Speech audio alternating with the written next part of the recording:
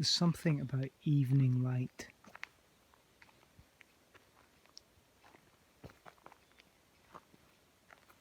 Somehow we cherish light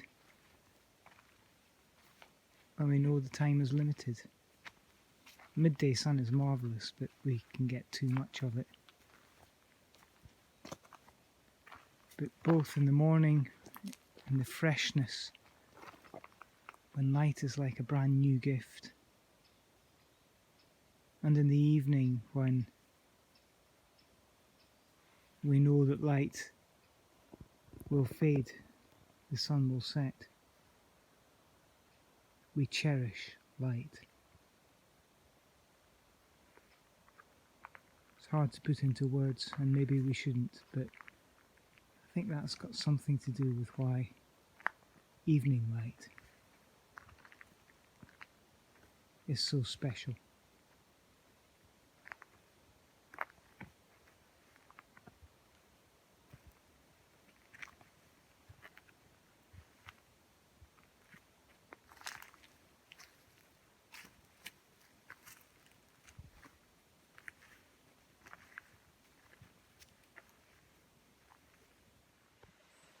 So it's still light,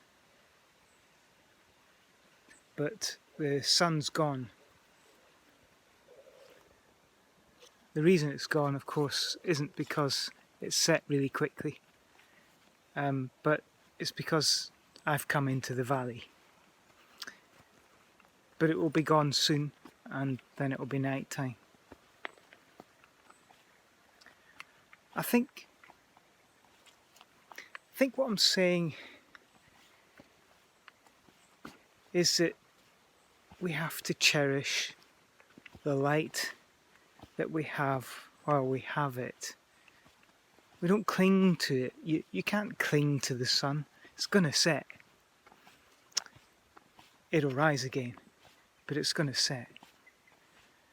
And in fact, if you have to walk into a valley like I just have now, then you're going to lose the sun as well.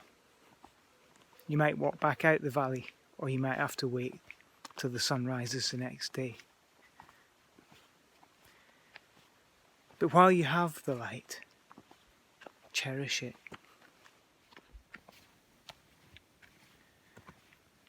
None of us know what tomorrow's going to bring.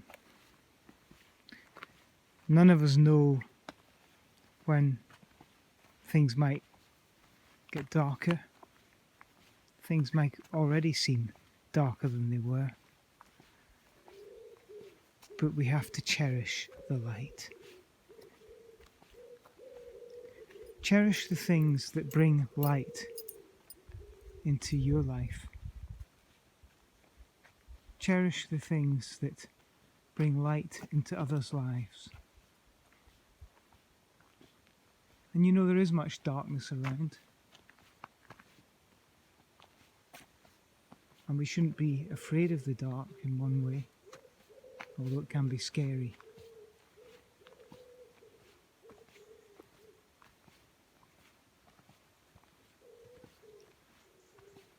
But we don't need to focus on the dark. We can cherish the light. And you know, once the sun is set, we can hold the light within our hearts. And what's this got to do with doubt and uncertainty? Well, everything. Because of course darkness and night are to do with the lack of light, the lack of seeing. And so we have to know what we don't know. We have to know that we are perhaps in a time where we don't know. We don't know the future. We don't even know what might be going to happen next week. And to become all dogmatic and certain about anything at the moment isn't terribly helpful. The times at the moment call not for that kind of strident proclamation of our truth. They call for humility. And humility can seem to take us into a dark valley. into even the darkness itself. But really, it's the only way we're going to move forward as a human family together. Cherishing the light is to cherish something that is utterly ungraspable, but without which we cannot live. Without which there could be no green, there could be no life at all. The light has led us along the path thus far.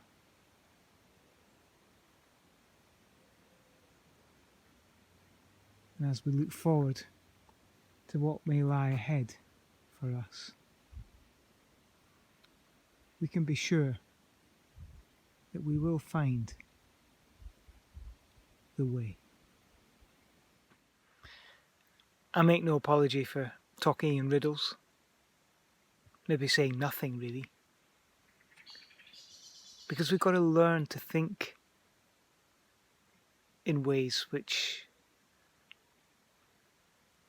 engage with the riddle, engage with the mystery, because after all, life itself is a riddle and a mystery. I truly believe that if we learn to do that more,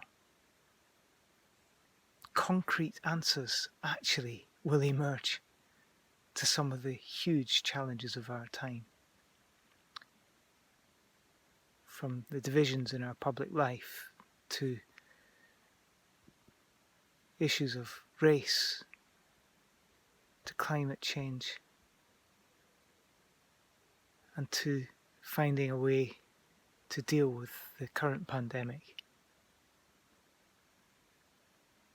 And maybe how to get on with that neighbour or friend or acquaintance who just drives us up the wall. All these things call of us to find ways through. But unless we engage with the riddle of light and darkness and of life itself,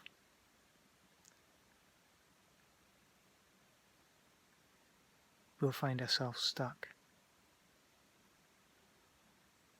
I'm sure that that's not going to happen.